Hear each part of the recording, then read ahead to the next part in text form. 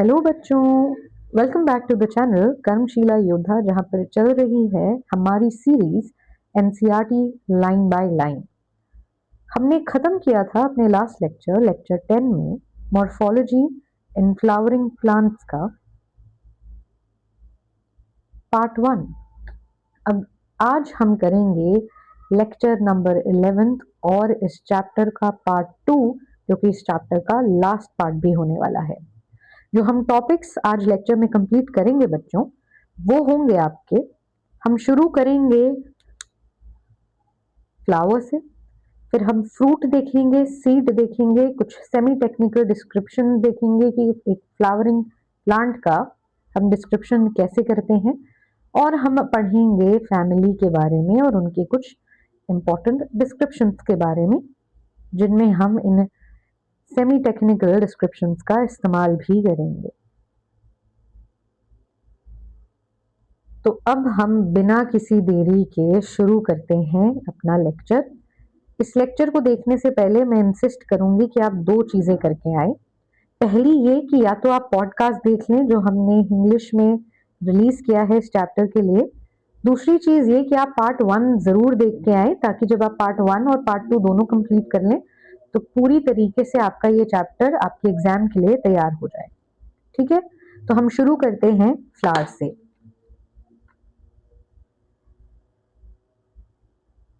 The flower is the reproductive unit in angiosperms। कुछ important terms यहाँ पे use करे गए हैं, इनफैक्ट बहुत सारे। पहला मेजर टर्म है बच्चों द फ्लावर। अब फ्लावर क्या है बच्चों? फ्लावर है रिप्रोडक्टिव यूनिट, यानी कि फ्लावर वो एक स्पेशल स्ट्रक्चर है किसका? फ्लावरिंग प्लांट्स का, जो किसमें इन्वॉल्व है? जो इन्वॉल्व है रिप्रोडक्शन में। ठीक है, किन में पाया जाता है ये पाया जाता है आपके एंजियोस्पर्म्स में। ठीक है, तो फ्लावर क्या है?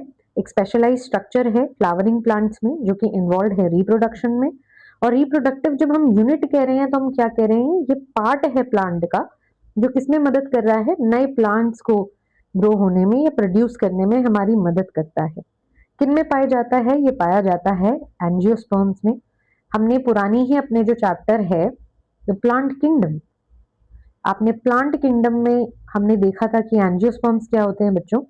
हमने देखा था कि ये वो हैं जिनमें दो चीजें, पहला दे प्रोड्यूस फ्रूट्स,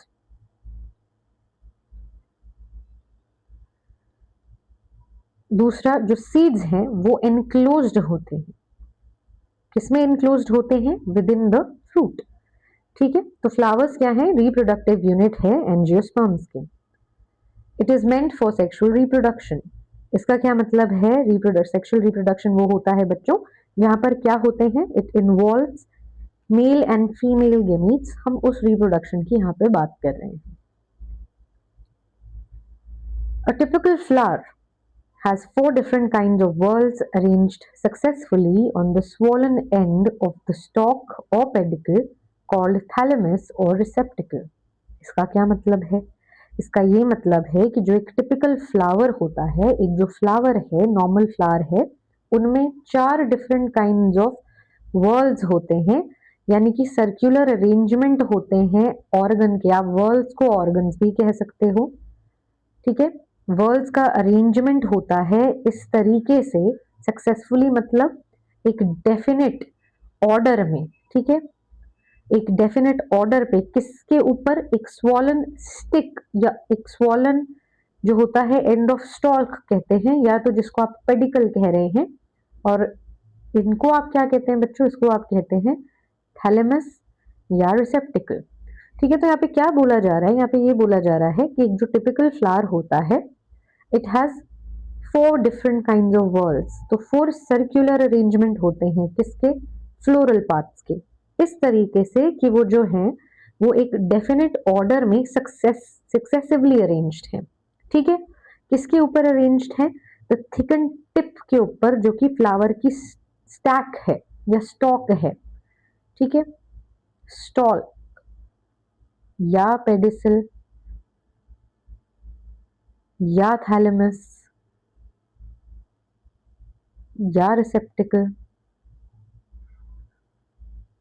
कुछ भी कह सकते हैं आप इसको। ठीक है, और ये जो 4 डिफरेंट काइंड ऑफ वर्ल्स की बात करी गई थी, ये 4 डिफरेंट काइंड ऑफ वर्ल्स कौन है या क्या है? ये है calyx, corolla, androecium and gynoecium. ठीक है। अब कैलिक्स और कोरोला क्या है बच्चों? ये है आपका एक्सेसरी ऑर्गन। ठीक है, ये क्या है? ये है आपका एक्सेसरी ऑर्गन। अब एक्सेसरी ऑर्गन क्या होता है अगर आप मुझसे पूछोगे, तो एक्सेसरी ऑर्गन वो फ्लोरल पार्ट्स हैं। सबसे पहले तो फ्लोरल पार्ट्स ही ये जो 4 वर्ल्स हैं। ठीक है, ये फ्लोरल पार्ट्स कौन से हैं? ये फ्लोरल पार्ट्स है आपका कैलिक्स, कोरोला, ये दोनों हैं आपके एक्सेसरी ऑर्गन्स। एक्सेसरी ऑर्गन्स वो ऑर्गन्स होते हैं जो डायरेक्टली इन्वॉल्व नहीं होते हैं रिप्रोडक्शन में।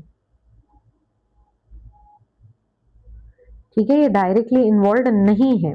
और रिप्रोडक्टिव ऑर्गन्स कौन से होते हैं? जो हमारे एंड्रोशियम और गाइनोशियम है, जो डायरेक्टली इन्वॉल्व है किसमें? आपके यहाँ पे दिखा हुआ है सेक्सुअल रिप्रोडक्शन में। ठीक है।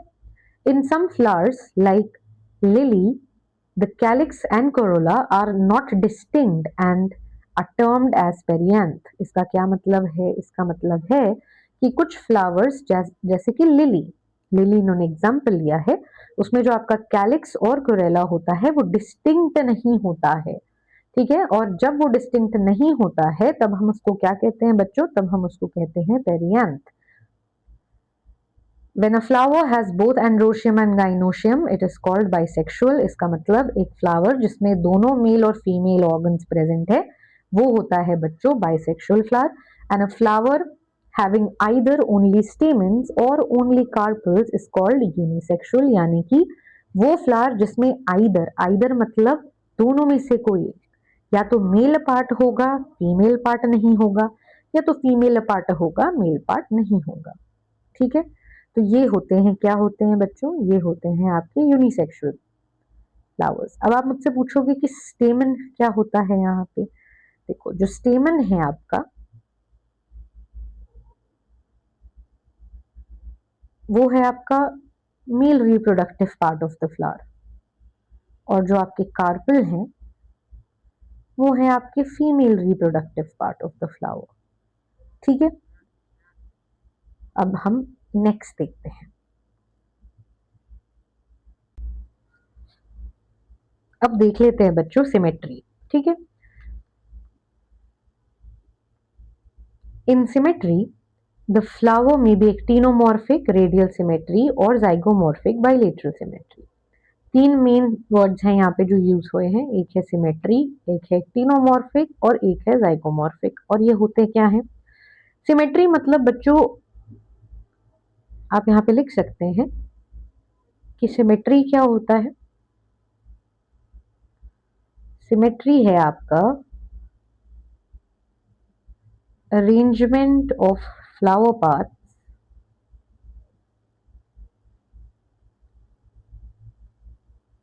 Around the centre. थोड़ा साफ लिखते हैं इसको ताकि आप लोगों को दिखाई दे।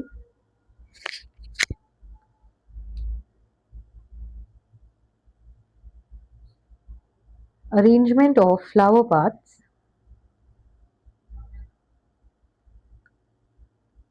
Around the centre. ठीक है, ये है बच्चों आपकी सिमेट्री। अब सिमेट्री इन्होंने क्या बोला है? 2 टाइप की है। पहला रेडियल या एक्टिनोमॉर्फिक, और दूसरा है बाइलेटरल जाइगोमॉर्फिक है, और ये है एक्टिनोमॉर्फिक। अब देखो एक डायग्राम से इसको समझने की कोशिश करो। ये सपोज एक फ्लावर है। अब मैं इसको इस प्लेन से काटूं तब भी ये 2 इक्वल पार्ट्स है, इस प्लेन से काटूं तो भी इक्वल पार्ट रहेंगे, यहां से काटूं, यहां से काटूं, कहीं से भी काटूं मैं इस फ्लावर को, ये हमेशा मुझे 2 इक्वल पार्ट्स में ही मिलेगा। ये है बच्चों आपकी रेडियल सिमेट्री या एक्टिनोमॉर्फिक सिमेट्री, जिसका मतलब ये है कि हम इसको किसी भी हाफ में कट करें, किसी भी प्लेन से कट करें, ये एक प्लेन है, ये एक प्लेन है, ये एक प्लेन है, ये आप किसी भी प्लेन से काटे हमेशा वो इक्वल हाफ्स में डिवाइड होगा। ठीक है, ये है आपका रेडियल या एक्टिनोमॉर्फिक। अब जाइगोमॉर्फिक या बाइलेटरल क्या होता है बच्चों? ये होता है कि जब आप एक फ्लावर को सिर्फ एक ही प्लेन से काटते हैं और तभी जाके वो इक्वली डिवाइड हो, ऐसे फ्लावर को हम क्या कहते हैं? ऐसे फ्लावर को हम कहते हैं बाइलेटरल सिमेट्री शो करने वाला फ्लावर या जाइगोमॉर्फिक फ्लावर। ठीक है, तो एक ही जब आप प्लेन से उस फ्लावर को डिवाइड कर सकते हैं equally, so symmetry in only one plane, उसको आप कहते हैं बाइलेटरल। बाइलेटरल क्या है आपका बच्चों? बाइलेटरल है आपका symmetry from only one plane. ठीक है, और आपका रेडियल या एक्टिनोमॉर्फिक क्या है? सिमेट्री फ्रॉम या अराउंड अ सेंट्रल पॉइंट। ठीक है, ये है आपका रेडियल और बाइलेटरल सिमेट्री का concept. When a flower can be divided into two equal radial halves in any radial plane passing through the center, it is said to be actinomorphic।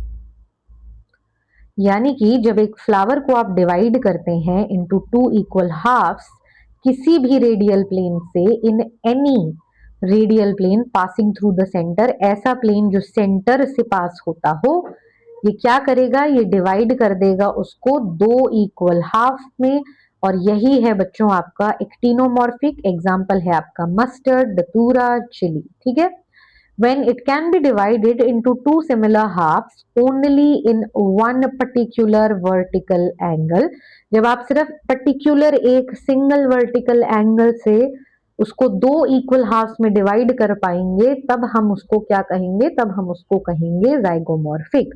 Zygomorphic example क्या क्या है? Example है आपका P, example है आपका गुलमोहर, example है आपका been, example है आपका केसिया। ठीक है, a flower is asymmetrical if it cannot be divided into two similar halves। ऐसे भी फ्लावर्स होते हैं जब जिनको आप दो इक्वल हाफ्स में किसी भी प्लेन से आप काटें, आप डिवाइड नहीं कर सकते हैं इक्वल हाफ्स में, उनको हम एसिमेट्रिक या इरेग्युलर फ्लावर्स कह देते हैं। ठीक है, so it cannot be divided into two similar halves by any, किसी भी वर्टिकल प्लेन में आप उसको पास करने की कोशिश करें सेंटर से, आप उसको दो इक्वल हाफ्स में डिवाइड नहीं कर पाएंगे। एग्जाम्पल क्या है? कैना। ठीक है, अब आगे देखते हैं बच्चों। A flower may be tetramerous, trimerous, tetramerous or pentamerous when the floral appendages are in multiples of 3, 4, 5 respectively। अब इसका क्या मतलब है?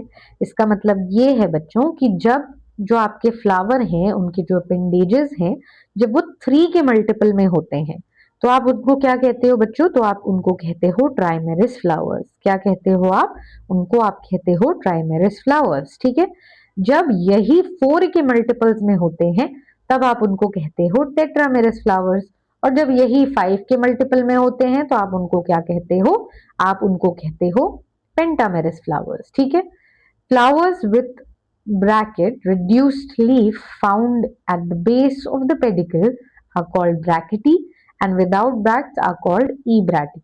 ठीक हो, अब इसका क्या मतलब होता है बच्चों?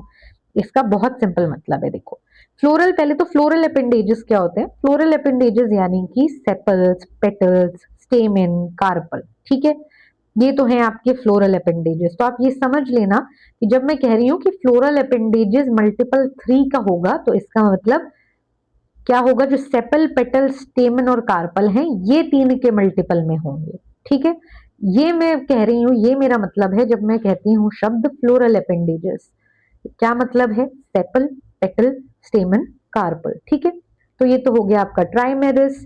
टेट्रा यानी कि 4 का मल्टीपल, पेंटा यानी कि 5 का। अब ब्रैक्ट क्या होता है? देखो, एक रिड्यूस्ड लीफ जो होती है which is present at the base of the flower पेटिकल, उसको आप कहते हो ब्रैक्ट। जिन फ्लावर्स में ब्रैक्ट होता है उनको ब्रैकेटी कहते हैं, और जिनमें नहीं होता है उसको ई ब्रैकेटी कहते हैं। ठीक है, अब आगे देखते हैं।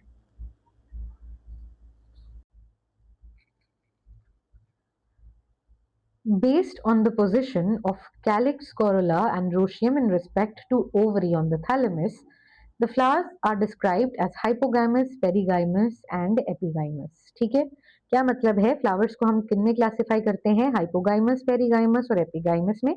किन के बेसिस पर? डिपेंडिंग ऑन द बेसिस कि कैलिक्स, कोरेला और एंड्रोशियम आपके ओवरी जो थैलेमस के ऊपर है उसके रिस्पेक्ट में कहाँ है। ठीक है, पोजीशन के बेसिस पर, लोकेशन के बेसिस पर, प्लेसमेंट के बेसिस पर।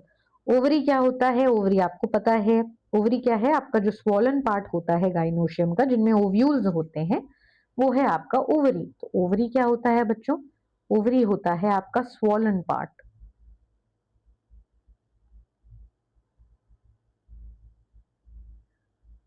जिनमें क्या होते हैं? जिनमें होते हैं ओव्यूल्स। ठीक है, थैलेमस क्या होता है? ये हमने पहले ही देखा था। थैलेमस था हमारा जो टिप होता है, स्वॉलन टिप फ्लावर स्टॉक का या स्टॉक का, जहां पे जितने फ्लावर पार्ट्स होते हैं वो अटैच्ड होते हैं, वो होता है आपका थैलेमस। अब हाइपोगाइनस क्या होता है बच्चों? देखो, हाइपोगाइनस में ये होता है कि जो गाइनोशियम है वो हाईएस्ट पोजीशन पे होता है, जबकि जो बाकी पार्ट्स हैं वो बिलो इट होते हैं। अब आप ये वाला अगर आप एग्जाम्पल देखोगे तो इसमें आपको क्या दिख रहा है बच्चों? जो ए है हमारा, वो क्या है? जो आपका गाइनोशियम है वो है सबसे टॉप पे। ठीक है, और जो बाकी फ्लोरल पार्ट्स हैं वो क्या है? वो है बिलो इट। तो ये होता है हमारा हाइपोगाइनस। ठीक है, दूसरा है बच्चों आपका जो पेरीगाइनस होता है। पेरीगाइनस का क्या मतलब होता है? पेरीगाइनस का ये मतलब होता है कि जो गाइनोशियम है वो क्या होता है? वो होता है मिडिल पार्ट्स में, सेंटर में होता है, सच दैट जो फ्लावर्स होते हैं वो रिम बना लेते हैं, ऑलमोस्ट सेम लेवल पर होते हैं। ये होता है आपका पेरीगाइनस, जो कि है आपका बी और आपका सी। और एपिगाइनस क्या होता है बच्चों? एपिगाइनस तब होता है जब जो थैलेमस होता है ना वो ग्रो होता है अपवर्ड और ओवरी को पूरा सराउंड कर लेता है। ठीक है, फ्यूज्ड शेप दे देता है, ज्वाइन टुगेदर हो जाता है। यहाँ पे ओवरी क्या होती है? इन्फीरियर हो जाती है, और जो बाकी पार्ट्स हैं अगर आप देखो तो वो उसके ऊपर आ जाते हैं। ये है आपका एपिगाइनस। अब एक एक करके हम इसको एक बार पढ़कर समझने की कोशिश करेंगे। ठीक है, in hypogynous flowers the gynoecium occupies the highest position while other parts are situated below it. ठीक है, the ovary in such flowers is said to be superior। क्या मतलब है इसका? इसका ये मतलब है कि जो हाइपोगाइनस फ्लावर्स होते हैं उनमें जो गाइनोशियम होता है वो टॉप पर होता है, और जो बाकी फ्लोरल पार्ट्स होते हैं वो उसके कंपैरिजन में बिलो इट होते हैं। ठीक है, अब हम उसको ये कह रहे हैं कि जो ओवरी है वो इन फ्लावर्स में सुपीरियर है। इसका क्या मतलब है? इसका ये मतलब है क्योंकि ओवरी बाकी पार्ट्स के अबव हमें लोकेटेड दिख रही है, इसीलिए हम इसको क्या कह रहे हैं? इस ओवरी को हम कह रहे हैं सुपीरियर ओवरी। क्यों कह रहे हैं? क्योंकि ये बाकी फ्लोरल पार्ट्स के ऊपर लोकेटेड है। ठीक है, एग्जाम्पल क्या है बच्चों? इसका एग्जाम्पल है आपका मस्टर्ड, आपका चाइना रोज, आपका brinjal. If the gynoecium is situated in the center and other parts of flowers are located on the rim of the thalamus, almost at the same level, it is called perigynous। यानी कि जब आपका जो gynoecium है वो middle में होता है और जो बाकी फ्लोरल पार्ट्स है वो या तो एज पर होते हैं, एज से लेकर जो उसकी हाइट होती है वो नियरली सेम होती है, गाइनोशियम के ही इक्वल, तब हम उसको क्या कहते हैं? तब हम इस टाइप के फ्लावर को कहते हैं पेरिगाइनस फ्लावर्स।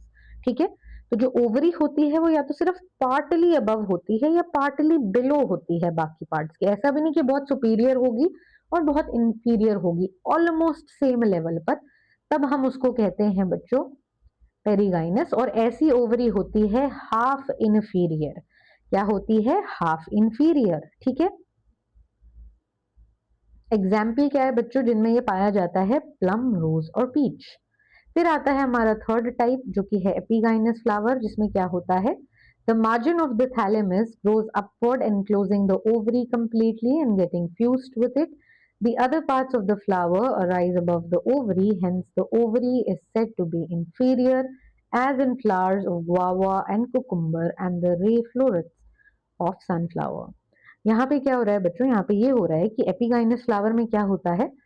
जो आपका थैलेमस है वो क्या हो जाता है, वो ग्रो हो जाता है अपवर्ड, और इस वजह से वो क्या कर देता है, ओवरी को पूरी तरह से सराउंड कर देता है कंप्लीटली। ठीक है, अब इससे क्या हो रहा है बच्चों, इससे ये हो रहा है कि जो कैलिक्स है आपका, जो कोरोला है आपका, जो आपका एंडोरोशियम है, वो डेवलप हो जाता है इस ओवरी के ऊपर, अबव द ओवरी डेवलप्ड होता है। ठीक है, अब क्योंकि ये जो फ्लोरल पार्ट्स हैं वो ओवरी के अबव डेवलप हो गए हैं लोकेशन में, इसीलिए आपकी ओवरी इनके कंपैरिजन में क्या है, ओवरी है इंफीरियर। क्या है, ओवरी है इंफीरियर। अब ये कितने पाया जाता है, ये पाया जाता है गुआवा में, कुकुम्बर में, रे फ्लोरेट्स ऑफ सनफ्लावर में। ठीक है, अब हम अपना नेक्स्ट टॉपिक देखते हैं।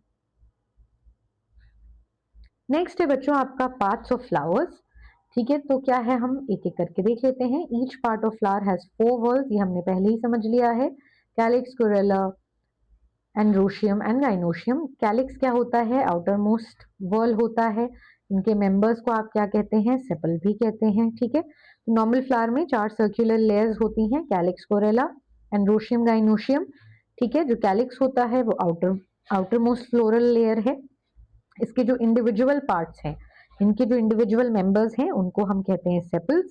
कहाँ है इनकी लोकेशन, इनकी लोकेशन है आउटसाइड, सबसे ज्यादा बाहर पाया जाता है ये वॉल। ठीक है, जनरली ये जो होते हैं ये ग्रीन होते हैं, लीफ लाइक होते हैं, और ये प्रोटेक्ट करते हैं फ्लावर को जब फ्लावर आपका बड स्टेज में होता है। ठीक है, द कैलिक्स में भी गैमोसेपलस, यानी कि जो सेपल्स है वो यूनाइटेड होते हैं, या जो कैलिक्स होता है वो होता है पॉलीसेपलस, यानी कि जो सेपल्स हैं वो क्या होते हैं, फ्री होते हैं। अब आप मुझसे पूछोगे ये बड स्टेज क्या होती है, तो बड स्टेज होती है बेटा एक अनओपन्ड स्टेज आपके फ्लावर की, तो उसमें वो प्रोटेक्शन कौन प्रोवाइड करता है, इस अनओपन्ड स्टेज में या शुरुआती स्टेज में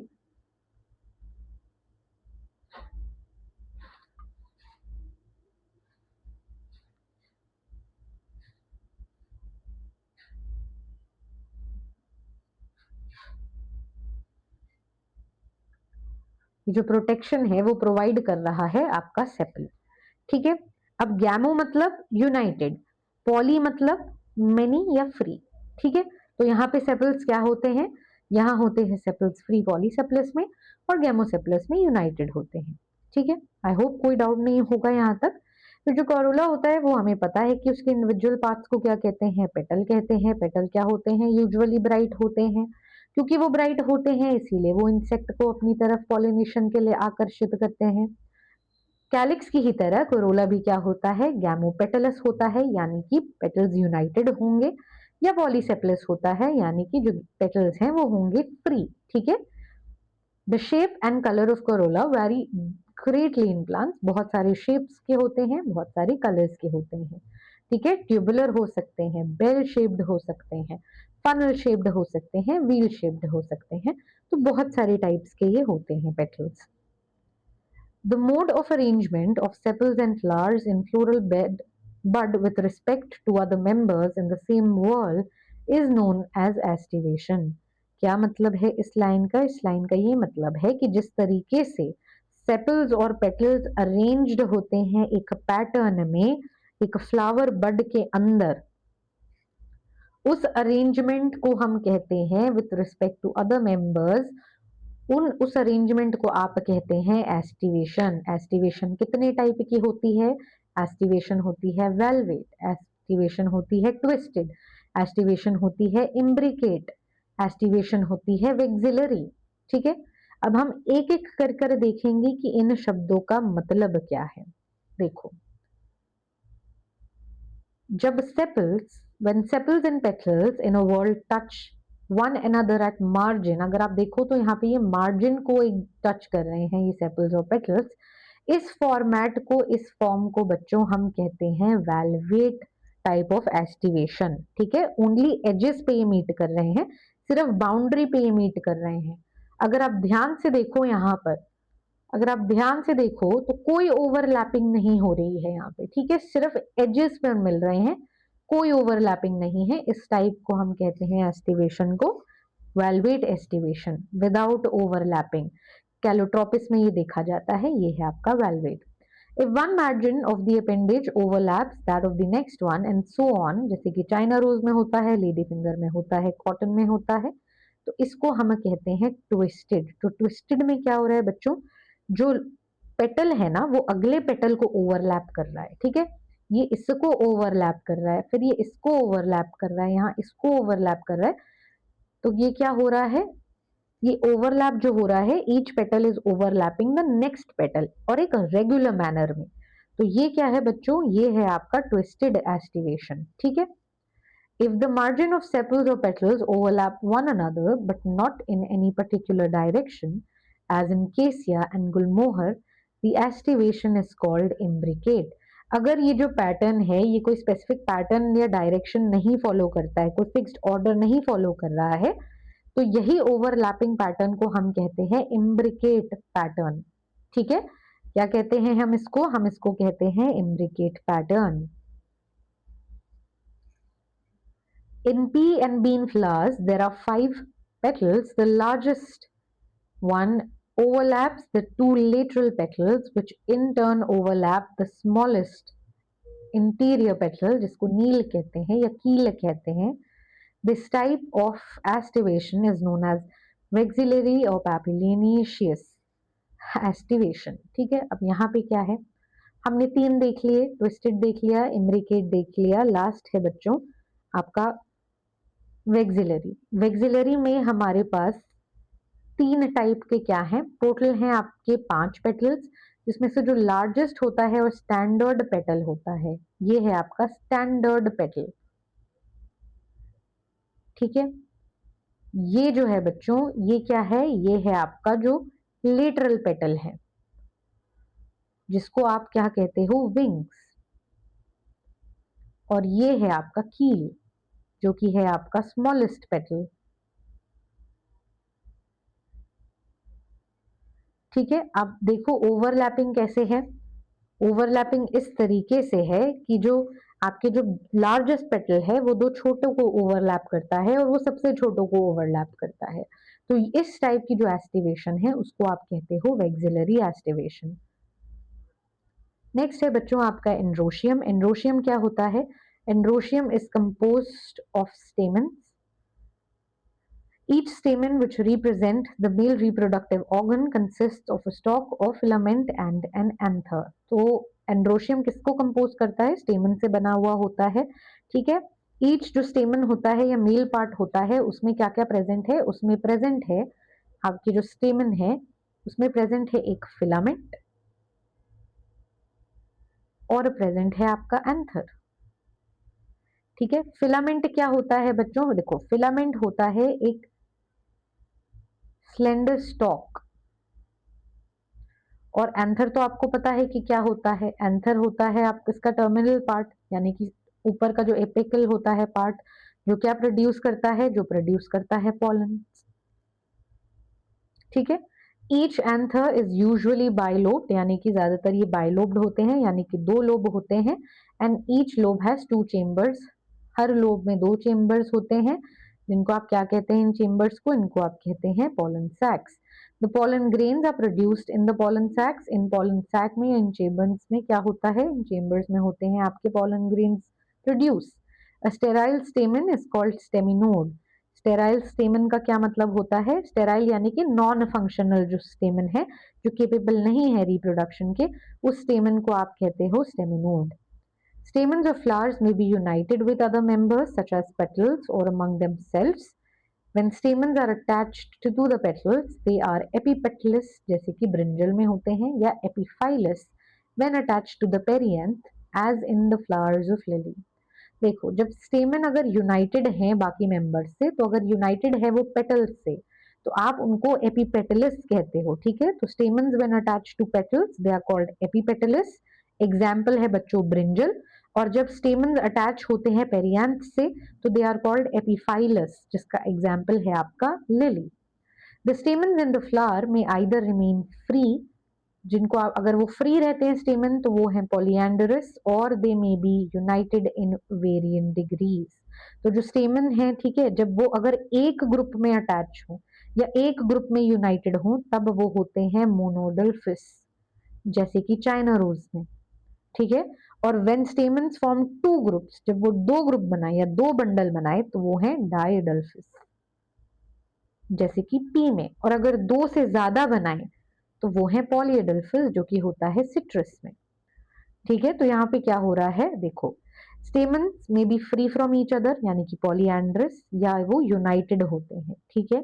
जब स्टेमन्स यूनाइटेड हैं एक ग्रुप में तो वो है मोनोडल्फस, एग्जाम्पल है आपका चाइना रोज, ठीक है।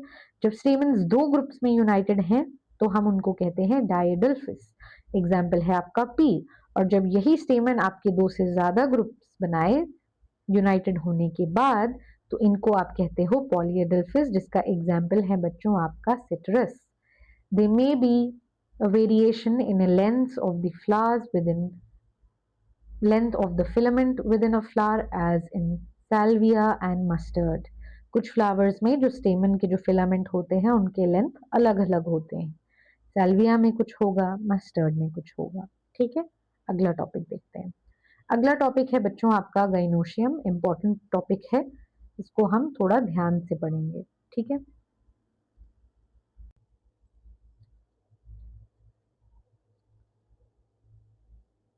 Gynoecium is the female part of the flower and is made up of one or more carpel, ठीक है।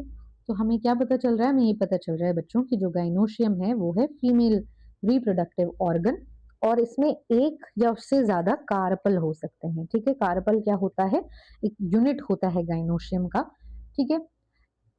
A carpel consist of three parts, जो कार्पल है वो तीन पार्ट से बना हुआ है, स्टिग्मा, स्टाइल, ओवरी, ठीक है। तो क्या है, अब तक हमने क्या समझा है, गाइनोशियम है फीमेल ऑर्गन या फीमेल रिप्रोडक्टिव ऑर्गन, एक या उससे ज्यादा कार्पल होते हैं। फीमेल रिप्रोडक्टिव पार्ट मतलब ये फीमेल गेमीट्स रिलीज करता है, कार्पल यानी कि जो यूनिट ऑफ गाइनोशियम है। Each carpel consist of three main parts, stigma, style, ovary. Ovary is the enlarged basal part on which lies the elongated tube, the style. The style consists of ovary, connects the ovary to the stigma. The stigma is usually at the tip of the style and is the receptive surface of the pollen grains. क्या मतलब है इसका, इसका ये मतलब है कि जो ओवरी होता है ना बच्चों, वो होता है स्वॉलन बॉटम पार्ट, ठीक है। उसके ऊपर क्या होती है, उसके ऊपर ये है स्वॉलन पार्ट, इसके ऊपर होती है एक लॉन्ग ट्यूब। ये जो लॉन्ग ट्यूब है बच्चों ये है आपकी स्टाइल, ठीक है। ये है आपकी स्टाइल, लॉन्ग है, स्ट्रेच्ड है। ये जो स्टाइल है ये कनेक्ट करती है ओवरी को स्टिग्मा से, स्टिग्मा से। और ये जो स्टिग्मा है ये क्या है, ये स्टिग्मा है रिसेप्टिव पार्ट, रिसीव करता है ये किसको, पॉलन ग्रेन्स को रिसीव करता है, किसको, पॉलन ग्रेन्स को रिसीव करता है। Each ovary bears one or more ovules attached to the flattened cushion-like placenta. When more than one carpel is present, they may be free, as in lotus and rose, and are called apocarpus. They are termed syncarpus when carpels are fused, as in mustard and tomato. After fertilization, the ovules develop into seeds and the ovary matures into a fruit. क्या मतलब है इन सारी कहानी का, सारी कहानी का मतलब ये है, हमारे पास गाइनोशियम है फीमेल रिप्रोडक्टिव पार्ट, इसका बना हुआ है, कार्पल का बना हुआ है एक या उससे ज्यादा कार्पल का। कार्पल के मेन पार्ट क्या है, स्टिग्मा, स्टाइल, ओवरी। जो ओवरी है वो स्वॉलन बेसल पार्ट है या एनलार्ज्ड बेसल पार्ट है, जिसके ऊपर होती है एक लॉन्ग ट्यूब जो किसको कनेक्ट करती है, उसको स्टिग्मा के साथ। स्टिग्मा वो पार्ट है जो टिप है स्टाइल का, जो कि रिसेप्टिव सरफेस है, रिसीव करता है पॉलन ग्रेन्स को। जो ओवरी है वो बेयर करते हैं वन या उससे ज्यादा ओव्यूल, जो अटैच होते हैं किसके साथ, टिश्यू के साथ, जिसका नाम है प्लेसेंटा, जिसका क्या नाम है, प्लेसेंटा। अगर ये जो कार्पल है ये सेपरेट हैं एक दूसरे से तो गाइनोशियम को आप कहते हो एपोकार्पस, ठीक है। अगर ये कार्पल सेपरेटेड हैं एक दूसरे से तो आप क्या कहते हो, सेपरेटेड यानी कि फ्री। तो आप इनको कहोगे एपोकार्पस, जैसे कि लोटस और रोज में होते हैं फ्री, यानी कि जॉइंट नहीं है, एपोकार्पस यानी कि कार्पल फ्री है एक दूसरे से, ठीक है। आप इनको कहते हो सिनकार्पस अगर ये कार्पल्स जॉइंट है, फ्यूज्ड है, जॉइंट टुगेदर है। ऐसे गाइनोशियम को हम कहते हैं बच्चों सिनकार्पस। किन में पाया जाता है? पाया जाता है फ्यूज्ड। किन में पाया जाता है? पाया जाता है मस्टर्ड में, टमेटो में, ठीक है। जब फर्टिलाइजेशन होता है तो ये ओव्यूल क्या बनता है? ये ओव्यूल बनाता है सीड। इसको अच्छे से याद रखना है, ये बहुत लंबे समय तक काम आएगा आपके। ओव्यूल जो है वो बनाता है सीड, और जो आपका ओवरी है वो क्या हो जाता है? बन जाता है वो फ्रूट। ये थी आपकी कहानी। अब प्लेसेंटेशन क्या होता है? ये अरेंजमेंट होता है कि ओव्यूल्स कैसे अरेंज हैं ओवरी के अंदर, उसको हम कहते हैं बच्चों प्लेसेंटेशन। प्लेसेंटेशन डिफरेंट टाइप्स की होती हैं, जैसे marginal, axile, parietal, basal, central और फ्री सेंट्रल, ठीक है। अब मार्जिनल में क्या होता है? देखो नाम से बहुत चीजें पता चलती हैं। मार्जिनल यानी कि जो प्लेसेंटा है वो रिज फॉर्म कर देता है along the ventral surface of the ovary, and the ovules are borne on the ridge forming two rows as in pea. तो क्या हो रहा है यहाँ पे? यहाँ पे ये हो रहा है कि मार्जिनल में क्या होता है? एक रिज जैसा फॉर्म होता है, एक लाइन जैसी फॉर्म होती है, ठीक है, मार्जिन पे फॉर्म होती है, जहां पे जो ओव्यूल्स हैं वो इस तरीके से अरेंज होते हैं कि ऐसा लगे कि आपको दो रोज में अरेंज्ड है, ठीक है। यहाँ रिज पे, एज पे क्या है? इस तरीके से अरेंज्ड होते हैं रिज पे ओव्यूल्स। इस टाइप को आप कहते हो मार्जिनल प्लेसेंटेशन। क्या कहते हो? Marginal placentation. जब प्लेसेंटेशन एक्साइल होती है, एक्साइल होती है तो क्या होता है? ये जो ओव्यूल्स होते हैं, ये जो सेंट्रल एक्सिस है, ये जो सेंट्रल एक्सिस है, इनमें चेम्बर्स होते हैं, ठीक है। तो एक्साइल प्लेसेंटेशन क्या है? The ovules are attached to the central axis in the ovary having many chambers. इस टाइप की प्लेसेंटेशन को हम कहते हैं बच्चों एक्साइल प्लेसेंटेशन। क्या कहते हैं? Axile placentation. यहाँ पे मल्टीलोक्यूलर ओवरी पाई जाती है, ओवरी इन मेनी चेम्बर्स, या ovules that are attached to the central axis in an ovary and that ovary has many chambers. किसमें पाया जाता है? पाया जाता है चाइना रोज में, टमेटो में, लेमन में। In parietal placentation, the ovules develop on the inner wall of the ovary or the peripheral surface. ठीक है, इनर वॉल ऑफ ओवरी आप देख रहे हो, इनर वॉल है ओवरी की, और द पेरिफेरल पार्ट। तो क्या है यहाँ पे? पेराइटल यानी कि वो इनर वॉल से अटैच है ओव्यूल्स। क्या है पेराइटल का मतलब? है जो ओव्यूल्स हैं किससे अटैच्ड है? वो अटैच्ड है इनर वॉल से, inner wall of the ovary से अटैच है। वो है बच्चों आपका parietal. Ovary in one chamber but it becomes two chambered due to the formation of false septum। ठीक है, तो पेराइटल में क्या हो रहा है? देखो दो प्लेसेंटेशन है, उसके जो ओव्यूल्स हैं वो इनर वॉल में अटैच हैं, ठीक है, इतना आपको समझ आ गया। अब होता क्या है कि इसमें एक आर्टिफिशियल आपको पार्टीशन दिखती है। क्या दिखती है? जो ओवरी है it has one chamber, but उसको ऐसा दिखता है वो कि उसमें वो जो डिवाइडेड हो गया है, किसमें? दो चेम्बर में हो गया है। क्यों? क्योंकि एक आर्टिफिशियल सेप्टम दिखता है, एक फॉल्स सेप्टम दिखता है, ठीक है। ये जो फॉल्स सेप्टम दिखता है ना बच्चों, इसकी वजह से आपको एक आर्टिफिशियल पार्टीशनिंग दिखती है। ये है बच्चों आपका पेराइटल प्लेसेंटेशन। एग्जाम्पल क्या है बच्चों? एग्जाम्पल है आपका मस्टर्ड, एग्जाम्पल है आपका आर्जिमम, ठीक है। When the ovules are born on the central axis and the septa is absent। Septa नहीं है, आप देख रहे थे यहाँ पे सेप्टा है, सेप्टा है, सेप्टा है। फ्री सेंट्रल बेस आपको दिखेगा, फ्री सेंट्रल में कोई सेप्टा नहीं दिखेगा, ठीक है। क्या नहीं दिख रहा है? कोई सेप्टा नहीं दिखता आपको। तो ऐसे ओव्यूल्स जो सेंट्रल कॉलम में अटैच्ड हैं और कोई पार्टीशंस नहीं है, वो है बच्चों आपका फ्री सेंट्रल। क्या है? आपका free central. In basal placentation, the placenta develops as the base of the ovary and single ovule attached to it, as in sunflower and marigold। इसमें क्या होता है? जो प्लासेंटा होता है वो बेस ऑफ द ओवरी पे होता है, जो प्लेसेंटा है वो बेस ऑफ द ओवरी पे है, and it bears only one ovule, एक सिंगल ओव्यूल वो बेयर करता है।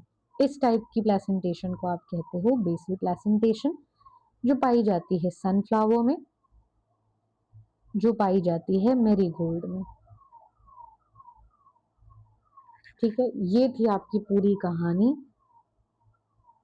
गाइनोशियन की जुबानी। अब अगला जो टॉपिक है बच्चों वो है आपका फ्रूट। तो बच्चों अब हमारा नेक्स्ट टॉपिक है द फ्रूट। देखो, the fruit is a characteristic feature of flowering plants.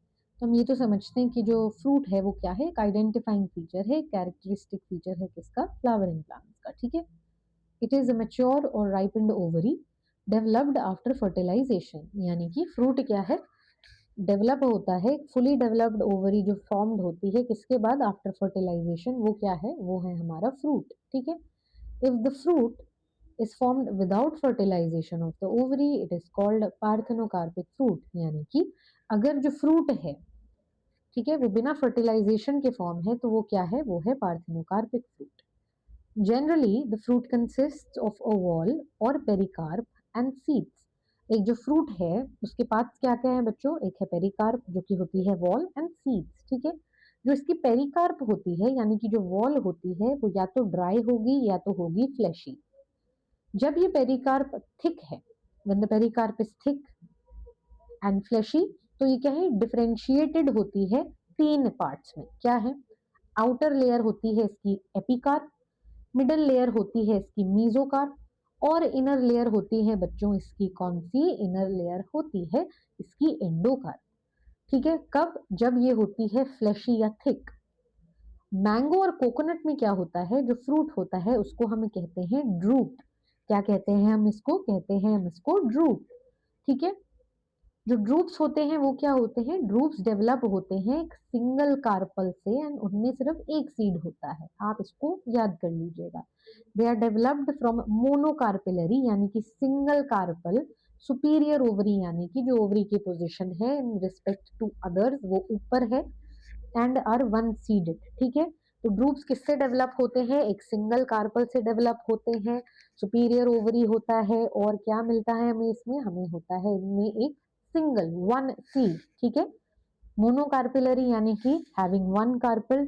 Superior मैंने आपको बता दिया है, जब ओवरी बाकी फ्लोरल पार्ट से ऊपर होती है अलाइनमेंट में तो हम उनको कहते हैं superior ovary. In mango the pericarp is differentiated into an outer thin epicarp, a middle fleshy edible mesocarp, and an inner stony hard endocarp. अभी हमने पढ़ा था तीन लेयर कौन सी थी बच्चों, एक थी एपिकार्प जो थी हमारी आउटर लेयर, मिडल लेयर को हमने कहा था मेसोकार्प, इनर लेयर को हमने कहा था एंडोकार्प। अब हम एग्जाम्पल जो देख रहे हैं बच्चों ये है हमारे मैंगो का।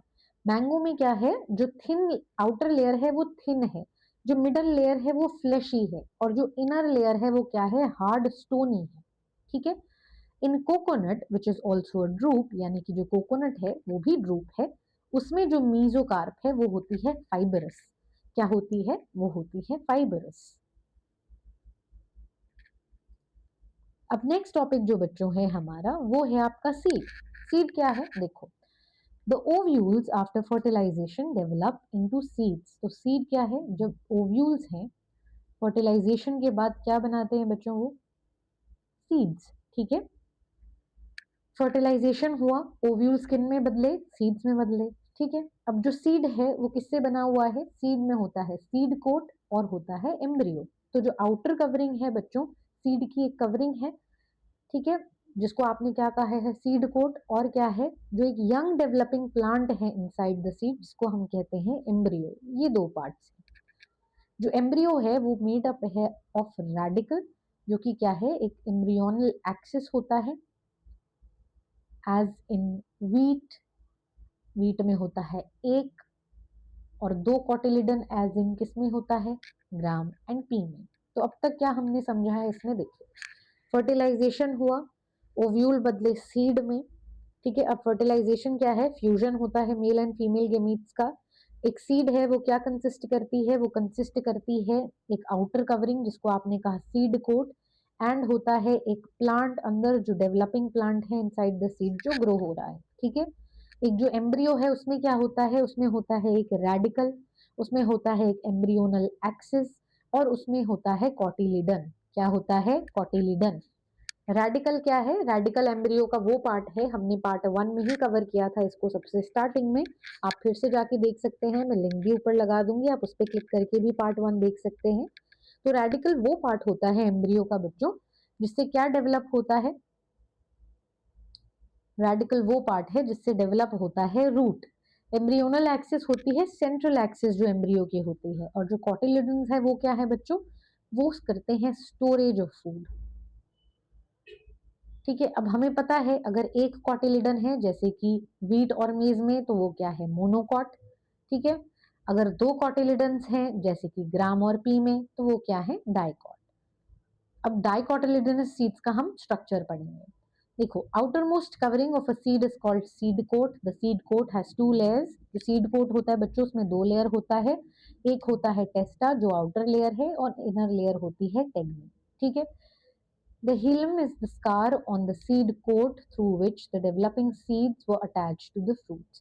तो ये जो स्कार होता है सीड कोट पे, ये वो स्कार है जहां से क्या होता है, ये जो सीड है ये अटैच था किसके साथ, ये सीड था अटैच्ड फ्रूट के साथ। Above the hilum is the small pore called micropyle. इसके ऊपर एक स्मॉल पोर होता है जिसको आप माइक्रोपाइल कहते हैं। With in the seed coat is the embryo consisting of an embryonal axis and two cotyledons. ठीक है, जो आपका ये जो हीलियम है उसके ऊपर होता है माइक्रोपाइल। सीड कोट के अंदर क्या होता है बच्चों, एम्ब्रियो, जिसमें हमें क्या मिलता है, एम्ब्रियोनल एक्सिस मिलता है। और क्योंकि डाइकोटिलिडनस सीड है इसीलिए दो कॉटिलिडन्स है। ये जो कॉटिलिडन्स होते हैं बच्चों ये स्टोर करते हैं फूड, क्योंकि अब ये स्टोर कर रहे हैं फूड तो ये क्या है, फ्लैशी है, full of reserve food material है। At the two ends of the embryonal axis are the radicle and plumule. तो एक एंड पे क्या है रेडिकल और क्या है, प्लम्यूल। ठीक है, कुछ सीड्स जैसे कि कैस्टर में क्या होता है बच्चों, endosperm is formed as a result of double fertilisation. क्या मतलब इसका, देखो, उससे पहले जो प्लम्यूल पार्ट है वो बनाता है शूट, और जो रेडिकल पार्ट है वो बनाता है बच्चों रूट। अब इसमें ये बोला गया है बच्चों, जैसे कैस्टर का एग्जाम्पल है, कैस्टर में क्या पाया जाता है, एंडोस्पर्म। एंडोस्पर्म क्या होता है, एक फूड स्टोरिंग टिश्यू है जो फर्टिलाइजेशन के बाद पाया जाता है। किस टाइप का फर्टिलाइजेशन, डबल फर्टिलाइजेशन। अब डबल फर्टिलाइजेशन क्या है, ये एक यूनिक प्रोसेस है जिसके बारे में आप अपनी क्लास 12th में पढ़ेंगे, जहां पे क्या फॉर्म होता है बच्चों, जाइगोट फॉर्म होता है और एंडोस्पर्म फॉर्म होता है। ठीक है, in some seeds, such as castor, endosperm formed as a result of double fertilization is a food storing tissue and called endospermic seeds. तो endospermic seeds क्या है, वो seeds जिनमें endosperm होता है जैसे कि castor। ठीक है, in plants such as bean, gram, pea, the endosperm is not present in mature seeds. तो जिन plants में या जिन mature plants में हमें क्या नहीं दिखता है, एंडोस्पर्म नहीं दिखता है उनके सीड्स में, उनको हम क्या कहते हैं, उनको हम कहते हैं सीड्स विदाउट एंडोस्पर्म, कहते हैं उनको नॉन एंडोस्पर्म सीड्स। ठीक है, एग्जाम्पल क्या क्या है बच्चों इनके, एग्जाम्पल है इनके बीन, एग्जाम्पल है इनका ग्राम, एग्जाम्पल है इनका पी। अब हम देखेंगे structure of monocotyledonous seeds. Monocotyledonous यानी कि जिनमें एक कॉटिलिडन होता है। मोनोकॉटिलिडनस सीड्स जनरली क्या होते हैं, एंडोस्पर्मिक होते हैं, बट जो कुछ होते हैं सच एज ऑर्किड्स वो होते हैं नॉन एंडोस्पर्मिक। ठीक है, seeds in the seeds of cereals such as maize, the seed coat is membranous and fused with the fruit wall। ठीक है, तो अभी हम क्या देख रहे हैं, हम पढ़ रहे हैं बच्चों स्ट्रक्चर मोनोकॉटिलिडनस सीड्स का। मोनोकॉटिलिडनस सीड्स का एग्जांपल क्या है, जैसे कि आपका सीरियल्स, एग्जांपल मेज। अब जो सीड कोट है वो क्या है, मेम्ब्रेनस है यानी कि थिन है, और दूसरा पॉइंट क्या है, फ्यूज्ड है किसके साथ, जो फ्रूट वॉल के साथ है वो फ्यूज्ड है यानी कि ज्वाइंड है। जो इसके एंडोस्पर्म होता है बच्चों वो क्या होता है, वो होता है बल्की यानी कि लार्ज होता है और फूड रिच होता है। इसीलिए क्या कर रहा है, स्टोर करता है food. The outer covering of the endosperm separates embryo bye a proteinaceous layer called aleurone layer. Aleurone layer क्या होती है बच्चों, जो आउटर कवरिंग होती है एंडोस्पर्म की वो होती है आपकी एल्यूरोन लेयर। और ये जो एल्यूरोन लेयर है ये किसमें रिच है, ये है प्रोटीन रिच होती है। किसमें रिच है, ये है रिच प्रोटीन में। ठीक है। The embryo is small and is situated in a groove at one end of the endosperm. It consists of one large and shield-shaped cotyledon known as scutellum and a short axis with plumule and radicle. The plumule and radicle are enclosed in sheath which are called coleoptile and coleorhiza. अब इसका क्या मतलब है, देखो बच्चों, जो embryo होता है ना मोनोकॉट्सीड्स का, वो टाइनी होता है। एम्ब्रियो एक तरफ होता है एंडोस्पर्म का, सिंगल कॉटिलेडन होता है जिसको आप स्क्यूटेलम कहते हैं। ठीक है। ये क्या होता है बच्चों, ये शील्ड शेप्ड होता है।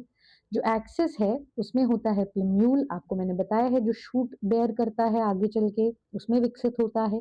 और होता है रेडिकल, जो मैंने आपको बताया हुआ है कि आगे चल के क्या बनाता है बच्चों, आपका रूट बनाता है। ठीक है।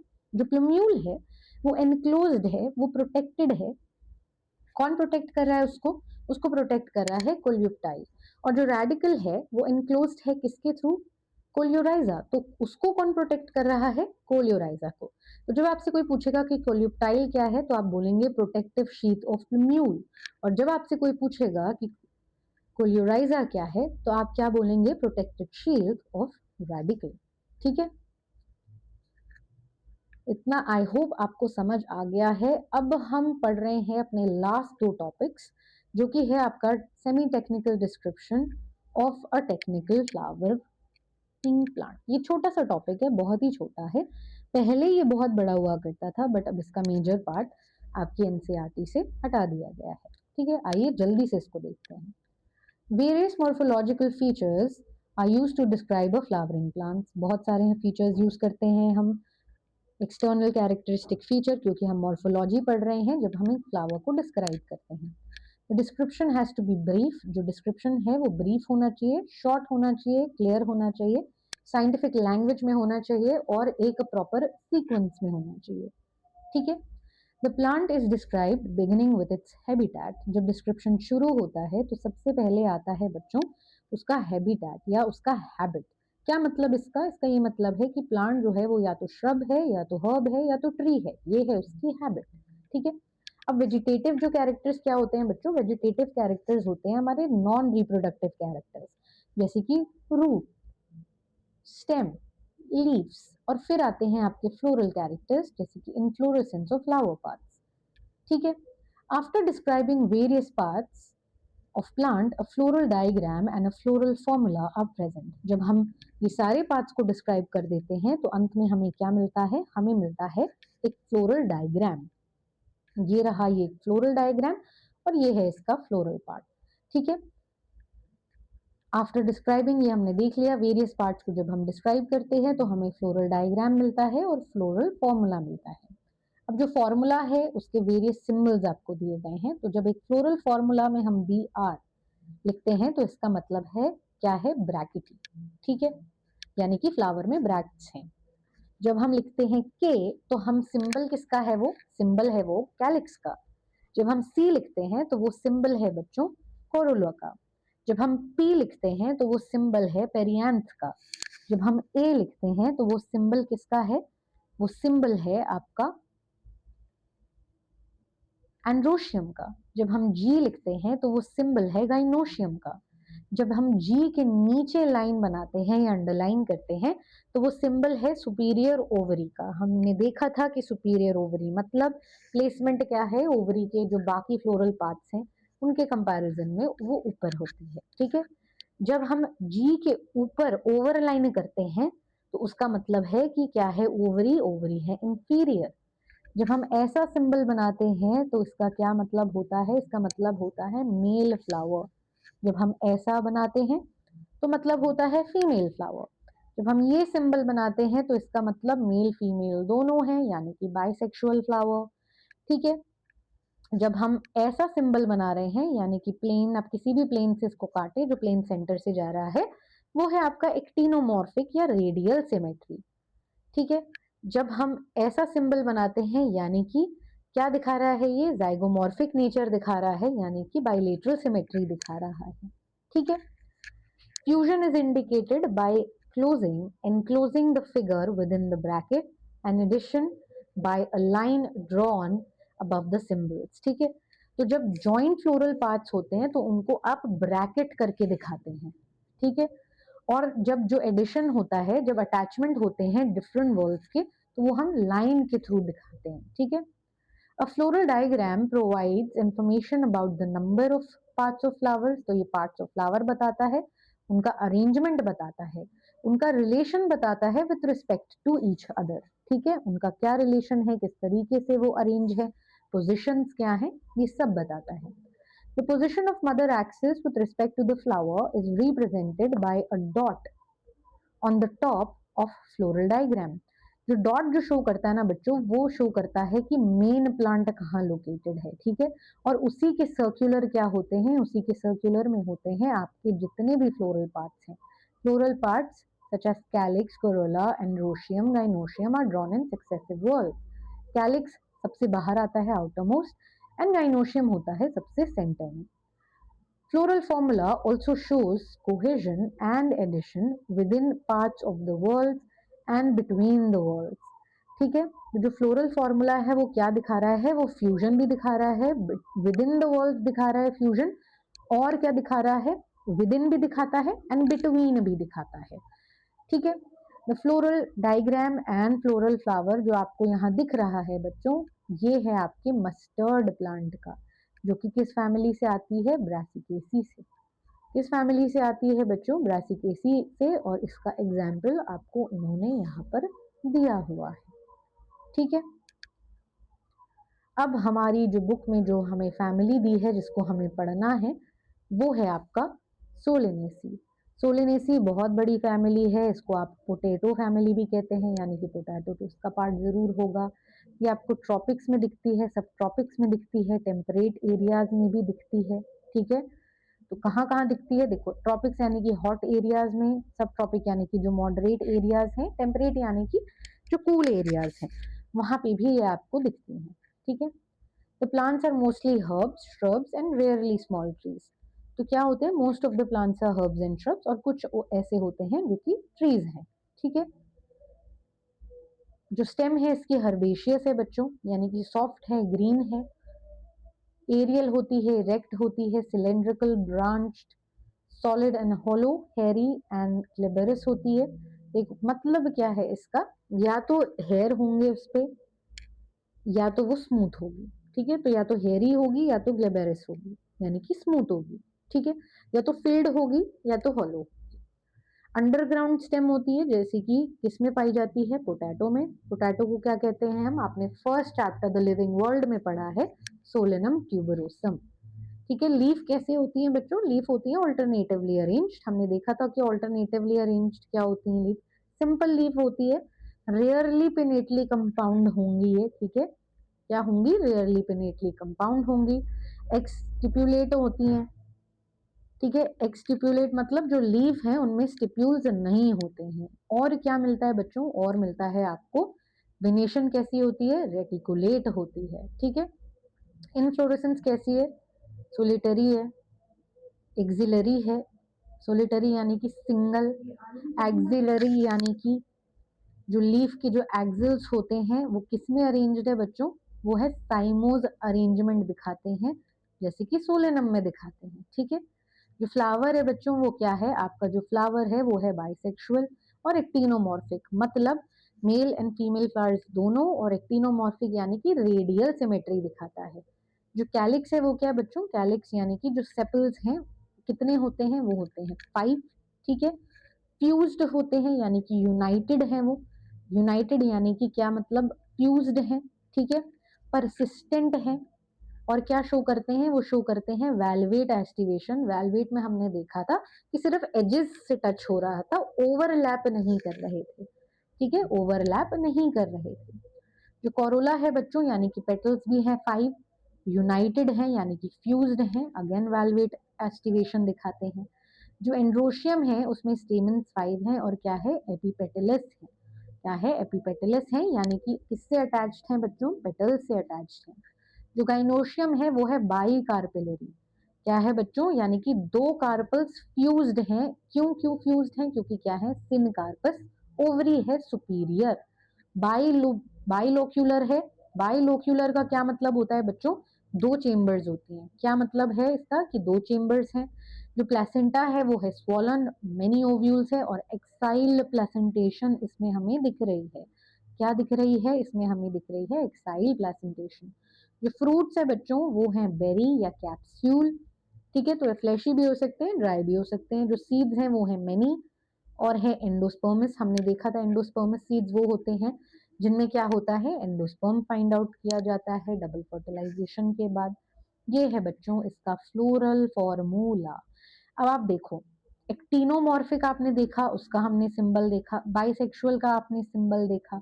उसके बाद अगर आपको अच्छे से याद हो तो हमने क्या पढ़ा था बच्चों, हमने फाइंड आउट किया था क्लियरली कि जब हम के बोलते हैं, जब हम के बोलते हैं तो हम किसको रिप्रेजेंट कर रहे हैं, तब हम रिप्रेजेंट करते हैं कैलिक्स को। कितने थे, 5 थे। क्या थे, यूनाइटेड थे, ब्रैकेट दिख रहा है आपको। जब हम सी बोलते हैं तो हम किसकी बात करते हैं बच्चों, हम सी बोलते हैं, हम बात करते हैं कोरोला की। कितने थे, 5 थे। क्या थे, यूनाइटेड थे। एंड्रोशियम कितने हैं बच्चों, 5 हैं। क्या है, एपिपेटलस है। गाइनोशियम क्या है बच्चों, बाई कैपिलरी है। क्या दिख रहा था आपको, ओवरी सुपीरियर है, अंडरलाइन है, नीचे की तरफ है। तो ये है इसका फ्लोरल फॉर्मूला। अब लास्ट जो है बच्चों, फाइनल जो है इसमें, वो है हमारा इनका इकोनॉमिक इंपॉर्टेंस, कि ये इकोनॉमिकली इंपॉर्टेंट कैसे हैं। इकोनॉमिकली इंपॉर्टेंट ऐसे हैं बच्चों कि ये सोर्स ऑफ फूड है, ठीक है। पोटैटो आपको पता है वेजिटेबल्स है, आपका टोमेटो है, आपका ब्रिंजल है, तो ये क्या है, सोर्स ऑफ फूड है। आपको पता है स्पाइस, चिली स्पाइसेस में यूज होता है, एज मेडिसिन यूज होता है, बेलेडोना, अश्वगंधा मेडिसिनल यूज है इनका। फ्यूमिगेटरी है, जैसे कि टबैको फ्यूमिगेशन में इस्तेमाल होता है। ऑर्नामेंटल है, इसमें सुंदरता में यूज होता है। डेकोरेशन में यूज होता है, जैसे कि पेटूनिया, ठीक है। तो ये सारे हैं हमारे इसके इकोनॉमिक इंपॉर्टेंस, कौन से, फैमिली सोलेनेसी के। तो ये था बच्चों आपका कुल मिला के पूरा का पूरा chapter, morphology of flowering plants. I hope आपको सारे वर्ड्स, सारी टर्मिनोलॉजीज, क्योंकि ये चैप्टर भरा हुआ है टर्मिनोलॉजीज से। अगर आपको नहीं पता है ना कोई टर्म, अगर आपको नहीं पता सिनकार्पस, आप फॉर्मूला नहीं समझ सकते। अगर आपको नहीं पता एपिपेटलिस, तो आप फॉर्मूला नहीं समझ सकते। इसीलिए बहुत बारीकी से इस चैप्टर में हर शब्द का मतलब पता होना अति आवश्यक है, बहुत जरूरी है। मैं उम्मीद करती हूँ कि आपको हर शब्द समझ आया होगा। मैं उम्मीद करती हूँ कि ये जो सीरीज है एनसीईआरटी लाइन बाय लाइन, ये आपको फायदा दे रही है। मिलते हैं आपसे अगले चैप्टर में, जिसमें हम एनाटॉमी देखेंगे, अंदर घुसकर देखेंगे कि फ्लावरिंग प्लांट्स में मिलता क्या है। तब तक के लिए पढ़ते रहिए, रिविजन करते रहिए। Please like, share and subscribe and comment. जब आपके पास कोई भी क्वेश्चन है, please comment down below. Keep studying. Thank you.